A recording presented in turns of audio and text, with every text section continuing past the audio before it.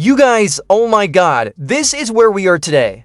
Former innovator and present liability Kanye West has determined that Sean Combs is the one person who can help him revive his career.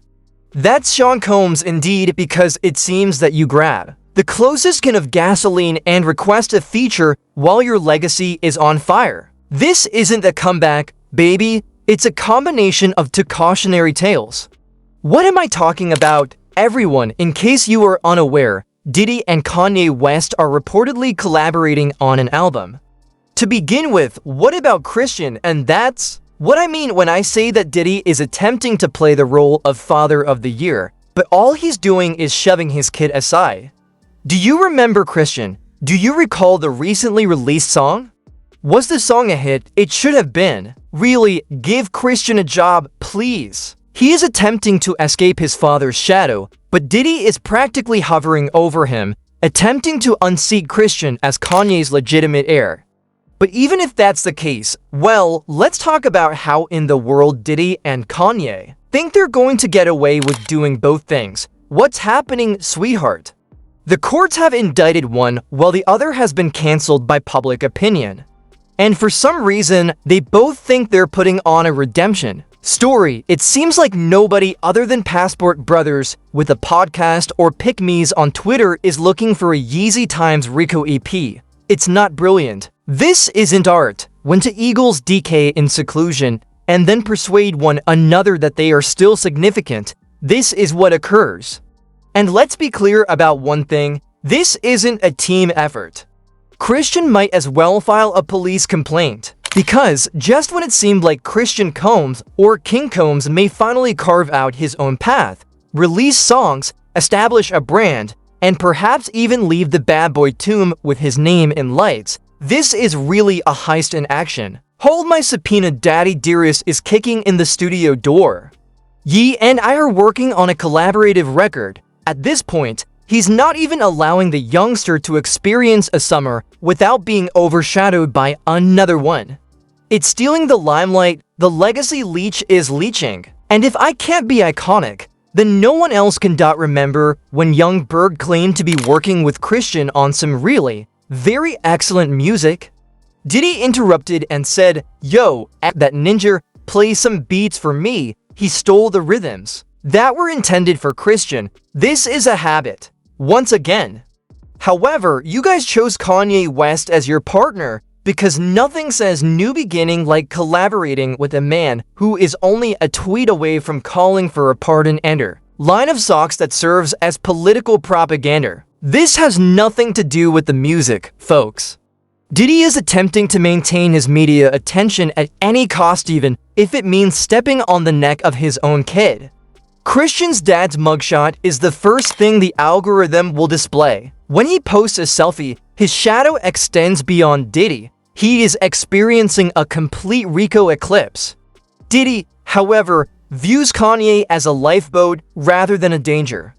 Because let's face it, those lawsuits are going to hit him hard when you're on the brink of civil breakdown, cause baby, the only other star in the business that isn't scared to stand with you again is the ideal partner. They're sprinting. It's a heated mess. Express hot mess. According to Page 6, also known as TMZ's less glamorous cousin, Diddy and Kanye are collaborating on music. In 2025, maybe music. There is no music being worked on by these folks. They're preparing alibis. Listen, baby, rumor has it that they believe they will need one another to make a return. Diddy is the only one who still has faith in me. According to Kanye, Kanye is the only one who is still in contact with me. According to Diddy, it's giving trauma bond. It is giving soulmates for cellmates. Jailhouse Rock is getting the Diddy perversion, sweetie. Many claim that these individuals are really two roosters in the cookhouse. Listen, baby, the two of them have shared everything: stylists, beats, and maybe even toothbrushes. They had reportedly shared escorts, if you believe what Diddy's staff was saying. How many years have they been practicing brotherhood using body fluids? Decades, maybe, and it isn't a friendship anymore. Baby, it's a bacterial colony. Have you ever seen two disheveled guys clinging to one another like to stale croutons in a soup bowl? Diddy and Ye are there. One is attempting to avoid civil lawsuits and further federal prosecution. The other is still angry Adidas deducted his allowance. Together, they are creating a new political movement for guys who reached their zenith in 2008 and have never fully recovered emotionally. The loser agenda. To be honest, some people now feel Diddy is okay. Some individuals are baby-fanging once again.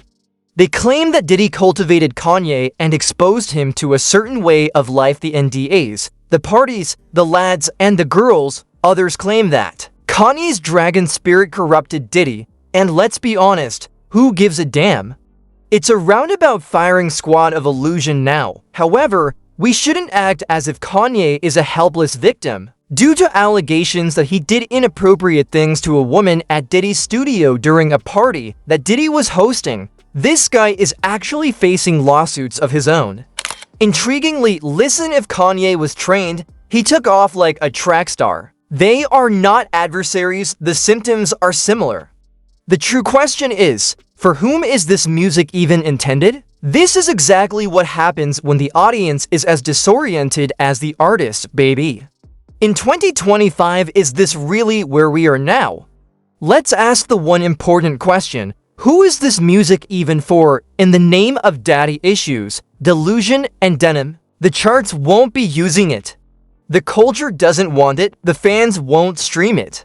The Ocore ditched them in 2018. This album? It's for pick-me's with no exit plan, women chewed out by patriarchy now clinging to billionaire fantasies. On Twitter, Kanye's a genius because he made a beat that reminded them of their ex. Diddy's misunderstood because making the band was their childhood comfort. Sis, get well, this isn't empowerment, it's Stockholm Syndrome wrapped in fashion, and the rest, washed up dudes with mixed for personalities, broke with Rico energy and Wi-Fi, defending Diddy and quoting Kanye like scripture. For our live streams from Mom's basement on why women don't listen anymore. They'll never touch Diddy or Ye's money, but they'll worship them like they did. So tell me, who is this album for? Where's the hit, Kanye?